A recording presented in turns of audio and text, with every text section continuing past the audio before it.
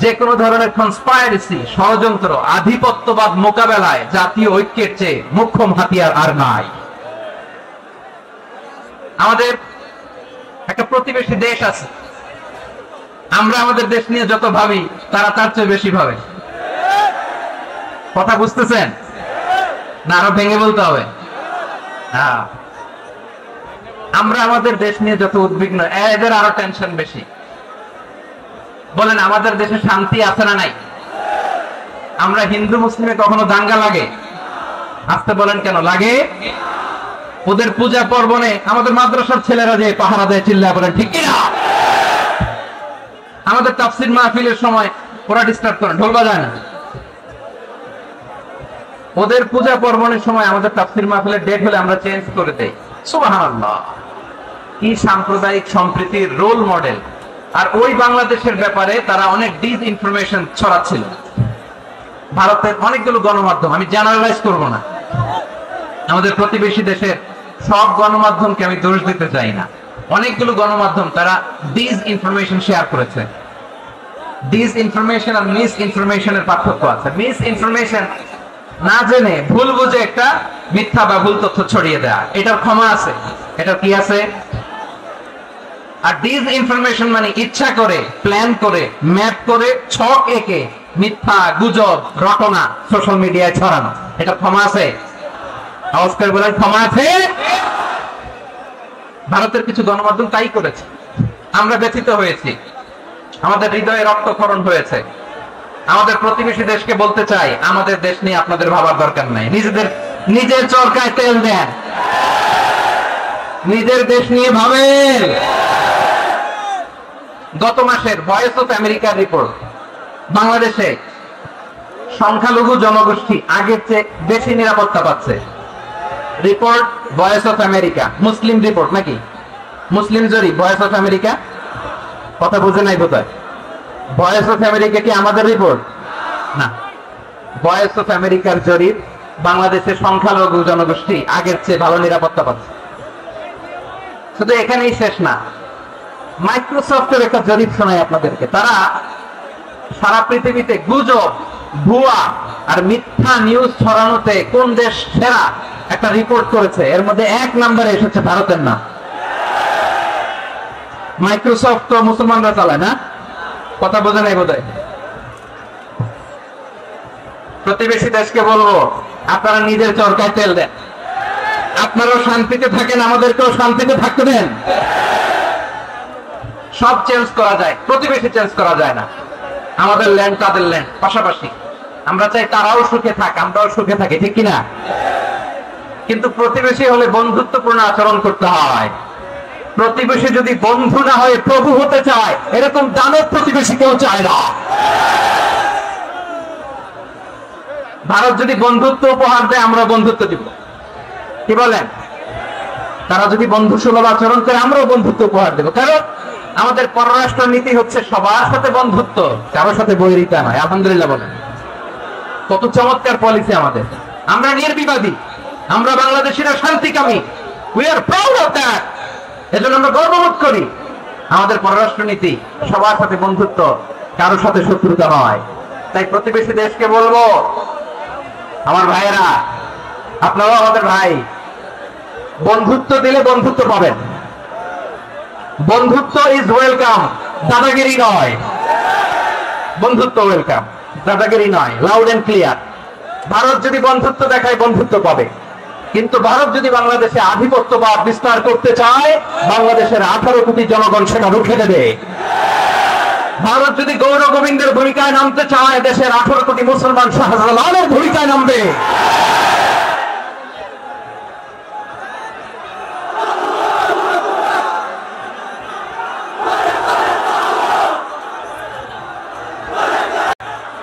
প্রিয় ভাইরা, আমরা বন্ধুত্বে বিশ্বাসী, শত্রুতায় নয়, ঠিক কিনা বলে? আল্লাহ আমাদেরকে বোঝার তৌফিক দান করুক। তাহলে এই যে তারা বলেছে এদেশে সংখ্যালঘুরা কষ্টে আছে, দুঃখে আছে, এটা কি ঠিক? বলেন, এটা কি ঠিক? না, তারা ডিস ইনফরমেশন শেয়ার করে, সেটা ঠিক নয়। আমার প্রতিবেশী বন্ধু রাষ্ট্রকে বলবো, আপনারা এটা করবেন না, এটা করবেন না। আমরা শান্তিতে আছি, আপনারাও শান্তিতে থাকেন, আমাদেরকেও শান্তিতে থাকতে দেন। এই যে চিটাগাং এর অ্যাডভোকেট আলিফ হত্যাকাণ্ডে গোটা বাংলাদেশ আমরা ধৈর্যের পরাকাষ্ঠা দেখিয়েছি, চিল্লা বলেন ঠিক কিনা? আমাদের নেতা আমাদেরকে ডেকেছে, আমরা শান্ত থেকেছি। আমরা শান্ত থাকতে চাই, আমরা ঐক্যবদ্ধ থাকতে চাই। যে কোনো ষড়যন্ত্র রুখে দেওয়ার জন্য ঐক্যবদ্ধ প্রচেষ্টার কোনো বিকল্প নাই। তাই আজকের আলোচনার ছোট্ট একটা টপিক আমি শিরোনাম ঠিক করেছি, আমাদের জীবনে, সমাজ জীবনে, ধর্মীয় জীবনে, রাষ্ট্রীয় জীবনে ঐক্যবদ্ধ থাকার গুরুত্ব। এবার আওয়াজ করে পেকুয়ার ভাইয়েরা বলেন, আমরা ঐক্যবদ্ধ জীবনযাপন করতে চাই কি চাই না? আল্লাহ তাআলা সে নির্দেশনাই দিচ্ছেন। আল্লাহ তাআলা ইরশাদ করছেন, ওয়া'তাসিমু বিহাবিলিল্লাহি জামিআন ওয়া লা তাফাররাকু ওয়াযকুরু নি'মাতাল্লাহি আলাইকুম إذ كنتم أعداء فألف بين قلوبكم فأصبحتم بنعمته إخوانا وكنتم على شفا حفرة من النار فأنقذكم منها كذلك يبين الله لكم آياته لعلكم تهتدون الله أكبر পড়েন। আল্লাহ বললেন, ও গোলামেরা শোনো, ওয়া'তাসিমু বিহাবিলিল্লাহি জামিআ, ও আমার গোলামেরা সবাই মিলে আল্লাহর রশিকে আঁকড়ে ধরো। আল্লাহর রশি হলো ইসলাম, আল্লাহর রশি হলো কোরআন। আল্লাহ বললেন কোরআনকে আঁকড়ে ধরো, ইসলামকে আঁকড়ে ধরো। একা একা আঁকড়ে ধরলে চলবে না, জামিয়া সবাই মিলে আঁকড়ে ধরো। এই আদেশটা আমাদের জন্য দান করেছেন কে?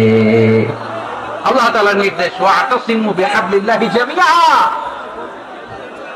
সবাই মিলে আল্লাহর রশিকে আঁকড়ে ধরো। হাবলুল্লাহ মানে আল্লাহর রশি। হাবলুল্লাহ মানে কি? রশি। এই হাবলুল্লাহ আল্লাহর রশি বা আল্লাহর রজ্জু দ্বারা উদ্দেশ্য হচ্ছে ইসলাম।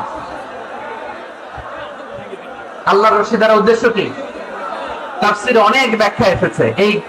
এরকম পরিস্থিতিতে তাফসিরের সূক্ষ্ম সূক্ষ্ম বিষয়গুলো আমরা শোনাতে চাই, কিন্তু পরিবেশ হয়ে ওঠে না। আল্লাহর রজ্জু বা আল্লাহর রশি দ্বারা উদ্দেশ্য হচ্ছে ইসলাম। আল্লাহর রজ্জু বা আল্লাহর রশি দ্বারা উদ্দেশ্য হচ্ছে কোরআন। কারণ কোরআন আমাদেরকে ঐক্যবদ্ধ করে, ইসলাম আমাদেরকে ঐক্যবদ্ধ করে। চিল্লায় বলেন ঠিক কিনা? এজন্য আল্লাহ বললেন, তোমরা আমার রশিকে আঁকড়ে ধরো, বিচ্ছিন্ন হয় না।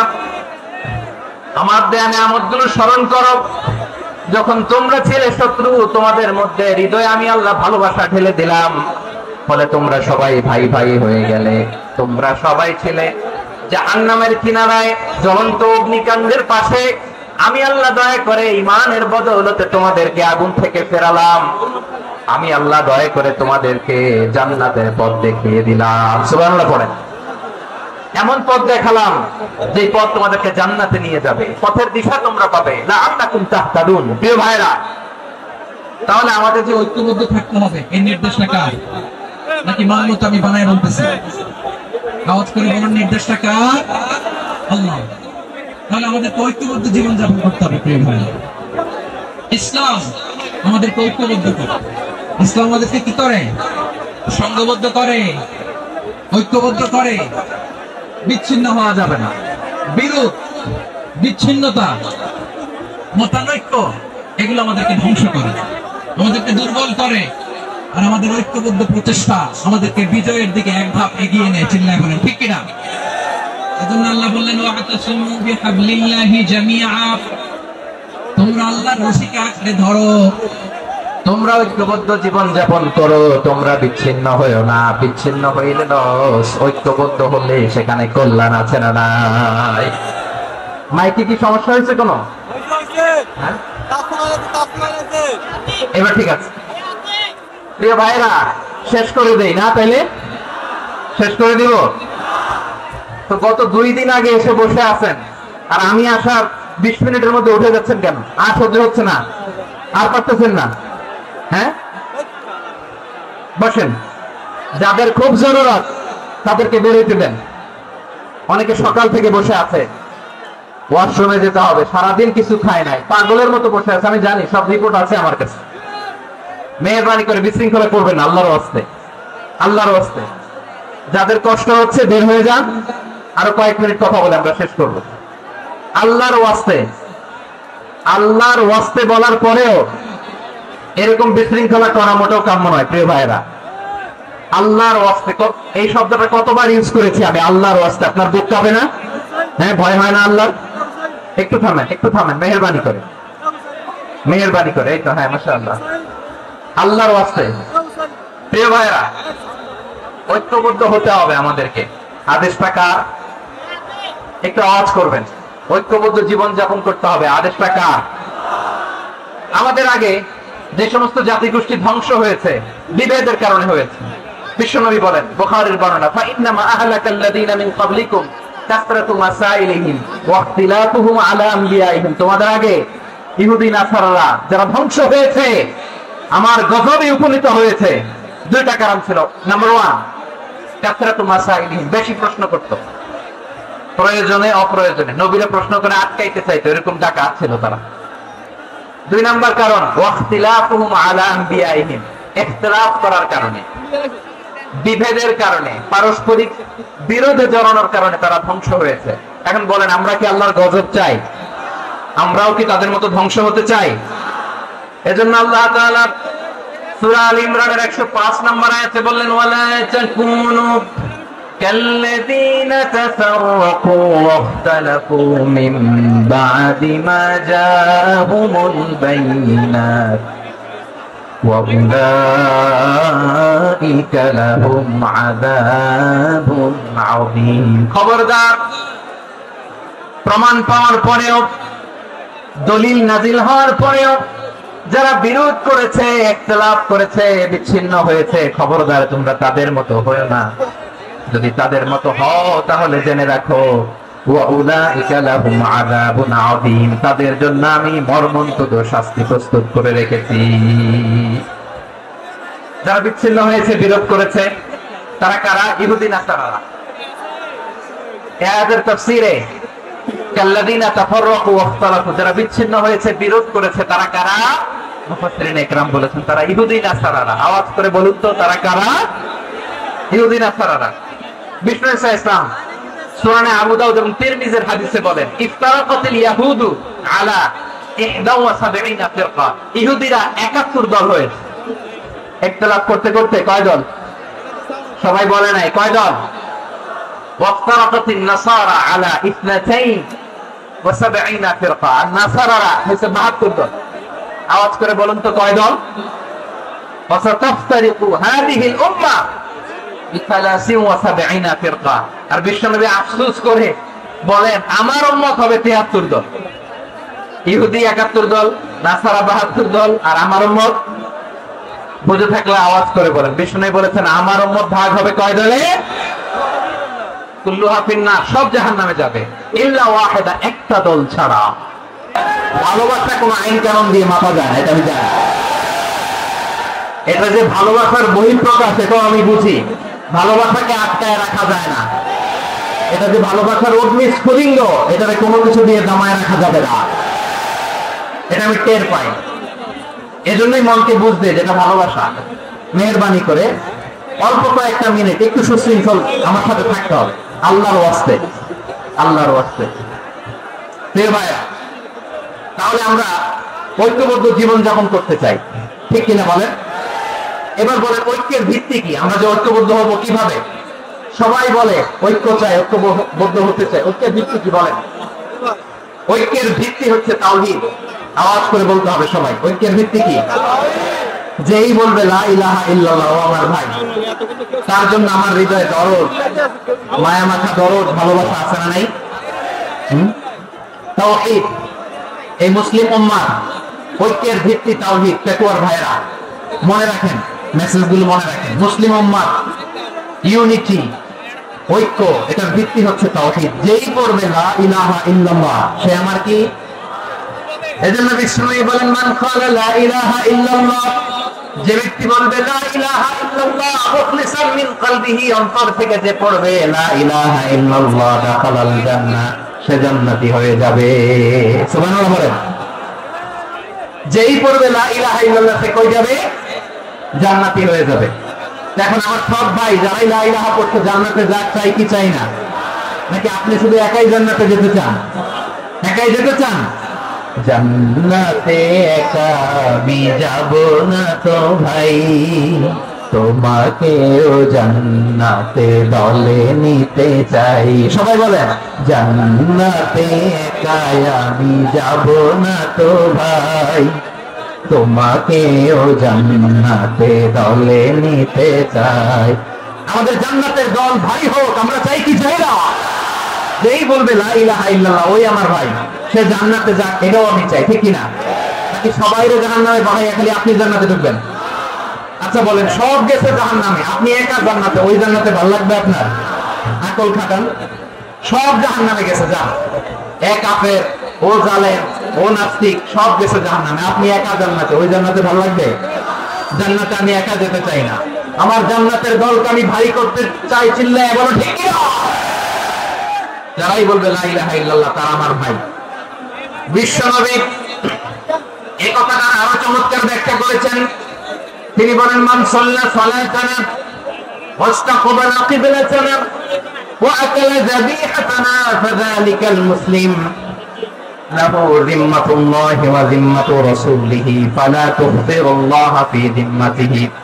বিশ্বনবী তিনটা ক্রাইটেরিয়া শুনিয়ে দিলেন। তিনি বললেন, মান সাল্লা সালাতানা, যে ব্যক্তি আমাদের মতো নামাজ পড়ে, ওয়াস্তাকবালা কিবলাতানা, আমাদের কিবলারে কিবলা মানে, ওয়াকালা যাবিহাতানা, আমাদের জবাই করা পশু খায়, ফাযালিকাল মুসলিম, সেই মুসলমান। সুবহানাল্লাহ। আমার মতো নামাজ পড়ে মানে কি? তার ডিভাইন অ্যাক্টিভিটি আমার মতো, তার ইবাদতের সিস্টেম আমাদের মতো। ওয়াস্তাকবালা কিবলাতানা মানে কি? আমার যে ডাইরেকশন তারও একই direction, to the direction of কাবা। আল্লাহু আকবার।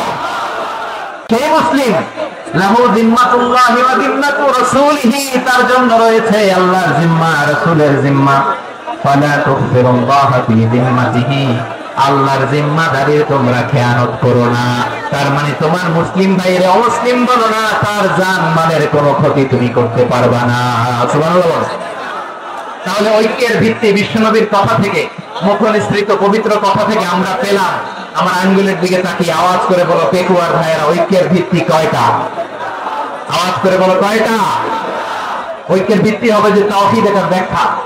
তিনটা বলেছেন বিশ্বনবী। এক নম্বরে, যে আমাদের মতো নামাজ পড়ে, যে আমাদের কিবলারে কিবলা মানে, যে আমাদের জবাই করা পশু খায়, সেই মুসলিম।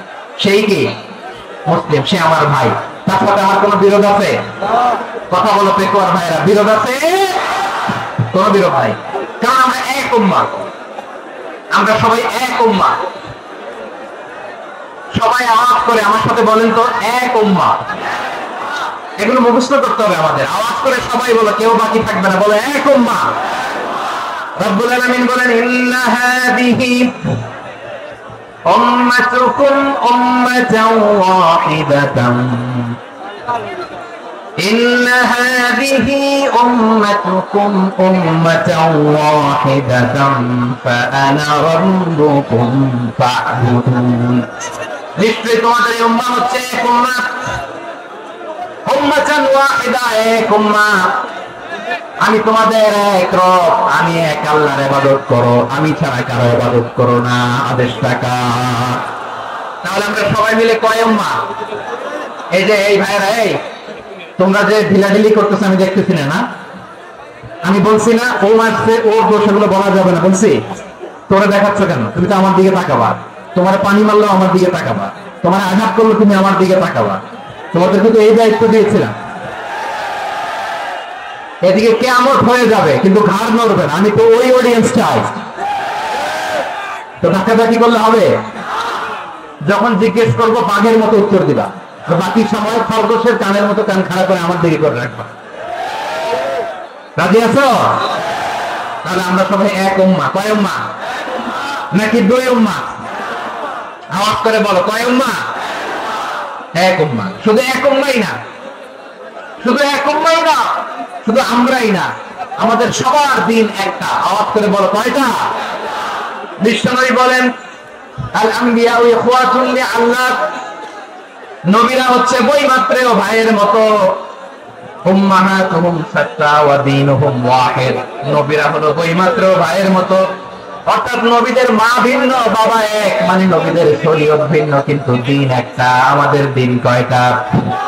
আমাদের প্রভু এক, এক নবীর উম্মাহ, জীবন বিধানে ওই শিবানী কোরআন আমাদের প্রভু এক নবীর উম্মত জীবন বিধানে ওই শিবানী কোরআন তবে কেন এক নও হে মুসলমান এক হও করিয়া হবান বাইতুল্লাহ এক আওয়াজ করে বলো আমাদের বাইতুল্লাহ কয়টা বাইতুল্লাহ এক মদিনা শরীফ এক ওহদ পাহাড় এক বদরের মাঠে একটা তো জীবন আর মরণ যে একটাই একসাথে মিলে মিশে একটাই প্রাণ তবে কেন এক নও হে মুসলমান এক হও করিয়া হবা সবাই মিলে আমাদের প্রভু এক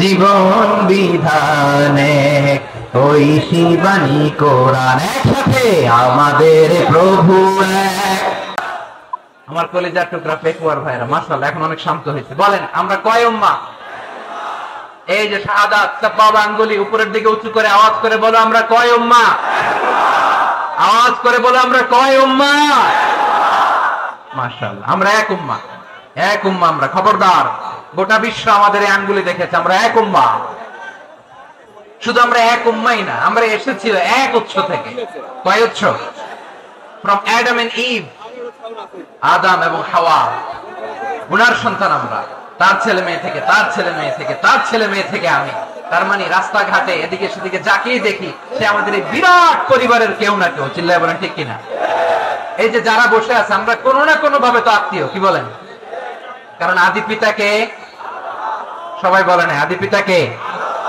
আদি মাতাকে হাওয়া আলাইহিস সালাম তার মানে আমরা উম্মাহ এক আমাদের উৎস মানে এক অরিজিন থেকে আমরা এসেছি সূরাতুল হুজরাতে আল্লাহ চমৎকার ভাবে বলেছেন এবং এই আয়াতটা দিয়ে 2022 সালে ফিফা ওয়ার্ল্ড কাপ কাতারে শুরু হয়েছে দেখেন কাতার কি স্মার্টলি গোটা বিশ্বকে এক উম্মার কনসেপ্ট দিয়েছে সুবহানাল্লাহ পড়েন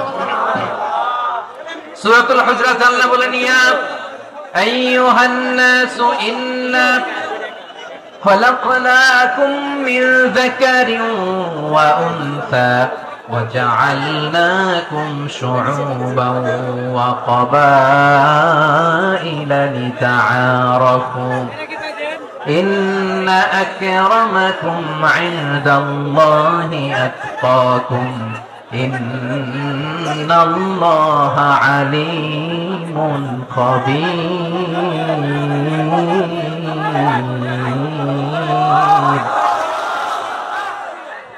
আল্লাহ বলেন ইয়া আইয়ুহান নাস ইন্না খালাকনাকুম মিন যাকারিন ওয়া উনসা ও দুনিয়ার মানুষেরা শোনো তোমাদের সবাইকে সৃষ্টি করেছি এক পুরুষ এক নারী থেকে আওয়াজ করে বলতে হবে পুরুষটার নাম কি এবার আওয়াজ করে বলুন নারীটার নাম কি মিন যাকারিন ওয়া উনসা এক নারী এক পুরুষ থেকে তৈরি করেছি যাতে যাতে দলে দলে তোমাদেরকে বিভক্ত করেছি যাতে একে অপরের সাথে পরিচিত হতে পারো so may you interact each other বিভিন্ন দেশে বিভিন্ন দলে তোমাদেরকে বিভক্ত করেছে যাতে ইন্টারঅ্যাকশন হতে পারে তাআরুফ হতে পারে লিতাআরুফু যাতে তাআরুফ হয় পারস্পরিক পরিচিতি হয় তাহলে আমাদের অরিজিন এক এই আয়াতটা যে কত powerful this verse addresses the entire human being অনেক আয়াতে আল্লাহ বলে ইয়া আইয়ুহাল্লাযীনা আমানু ওহে মুমিনরা অনেক আয়াতে আল্লাহ বলে ওহে মুসল্লিরা ওহে মুমিনরা ওহে বিশ্বাসীরা কিন্তু এখানে আল্লাহ মুমিন মুসল্লি আস্তিক নাস্তিক ভেদে সবাইকে একসাথে অ্যাড্রেস করেছেন আল্লাহ বলেছেন ইয়া আইয়ুহান নাস ওহে মানব সকল he addresses the entire human being regardless the colors the races the languages the ethnicities and reminded us we all from one origin চিল্লায়ে বলেন আল্লাহু আকবার আল্লাহ বলেন তোমাদের সবাইকে বানিয়েছি এক পিতা আদম এক মাতা হাওয়া থেকে দলে দলে গ্রামে গ্রামে ছড়িয়ে দিয়েছি যাতে করে তোমরা পরিচিত হতে পারো আমি আল্লাহর কাছে তোমাদের কোন ধরনের আলাদা মর্যাদার কোন স্ট্যান্ডার্ড নাই, একটা ছাড়া। ইন্না আক্রামাকুম ইনদাল্লাহি আতকাকুম, আমার কাছে তার মর্যাদা সব চাইতে বেশি যার হৃদয়ে তাকওয়া থাকবে বেশি। আল্লাহর কাছে ধনী গরিবের পার্থক্য নেই, লম্বা খাটোতে পার্থক্য নাই, আরব অনারবে পার্থক্য নাই। এই আয়াত নাজিল করে আল্লাহ তাআলা বিভেদের দেয়াল বা প্রাচীরকে ভেঙে গুড়িয়ে দিয়েছেন। সবাই সমান, আমরা সবাই সমান, কোনো পার্থক্য নাই। তাহলে আমরা এক উম্মাহ। আওয়াজ করে বলতে হবে আমরা কি? আমরা কয় উৎস থেকে এসেছি? এক উৎস। এবার আল্লাহ বললেন শুধু চাই না, বিশ্বনবী আমাদের শিখিয়ে দিলেন শুধু এক উম্মাহ না, শুধু এক উৎস না, তোমরা এক দেহ এক প্রাণ। আল্লাহু আকবার। এক দেহ এক প্রাণ, বানানো কথা না, বিশ্বনবীর কথা। বিশ্বনবী বলেন মাসালুল মুমিনিনা ফি তাওয়াদ্দিহিম ওয়া তাআতুফিহিম ওয়া তারাহুমিহিম মাসালুল জাসাদ। মুমিনের ভালোবাসা, সম্প্রীতি, ঔদার্যতা, এটা দৃষ্টান্ত কি? লাইক ওয়ান সিঙ্গেল বডি, একটা দেহের মতো সবাই। ইনিশতাকা মিনহু উদুন তাদাআলাহু সাইরুল জাসাদি বিসাহরি ওয়াল হুম্মা। দেহের একটা অঙ্গ যদি ইনজুরড হয়, সারা দেহ যেমনি ব্যথা পায়, পেইন পায়, তেমনি গোটা বিশ্বের যেখানেই হোক মুসলিম আঘাত পেলে গোটা বিশ্বের সব মুসলিমের কলিজায় যে লাগে, ঠিক কিনা? আরেক বর্ণনা বিশ্বনবী বলেন আল মুসলিমুনা কা রাজুলিন ওয়াহিদ ইয়ানি জাসাদিন ওয়াহিদ। পুরো মুসলিম হচ্ছে, উম্মাহ হচ্ছে এরকম এক দেহ। ইনিশতাকা আইনু ইশতাকা কুল্লু। চোখে ব্যথা লাগলে যেমনি সারাটা দেহ ব্যথা অনুভব করে, ইনিশতাকা রাসুহু ইশতাকা কুল্লু। মাথায় ইনজুরি হলে যেমনি সারা দেহে ব্যথা লাগে, গোটা বিশ্বের যেখানেই মুসলিম ব্যথা পাক, আক্রান্ত হোক, গোটা বিশ্বের সব মুসলমানের কলিজায় লাগে, ঠিক কিনা বলেন? আচ্ছা, আপনার চোখে ব্যথা, কোথায় ব্যথা? আপনার চোখে যেহেতু ব্যথা, সারা দেহে তো খুব আরাম লাগে, তাই না? আপনার প্রচন্ড মাথা ব্যথা মাঝে মাঝে হয় না আমার ভাইয়েরা? মাথা ব্যথা হয় না আপনাদের? প্রচন্ড মাথা ব্যথা, তো সারা দেহটা তো খুব আরামে আছে না?